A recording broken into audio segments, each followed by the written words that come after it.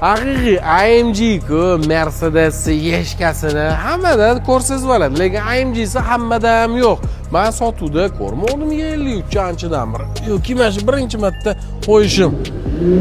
Voy, 430 ot kuchi 4,5 sekund 0 dan 100 gacha chiqadigan maxluq. AMG'sida pnevmopodveska ham bo'lar ekan yeshkada.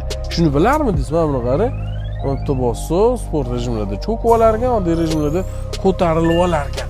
Mashina 2019-yil polni restyling bo'lgan, 110 ming probeg, kraskasi toza ekan. Ya'ni restyling bo'lgan, detali kraska bo'lgan bo'lishi mumkin. Bo'lmagan bo'lishi ham mumkin. Menimcha bunda orqa bo'larmikan. Biladiganlar yozib qoldiringlar, lekin ular yo'q. Haqiqiy AMG restyling W213 kuzov. Sotuvda topish qiyin. Yana aytaman. Krochniga 64500 ga bosib yuborsangiz bo'ladi. Bosib yuborasizmi deyman. AMG emaslari ko'p, lekin AMG esa O'zbekistonda sanoqli.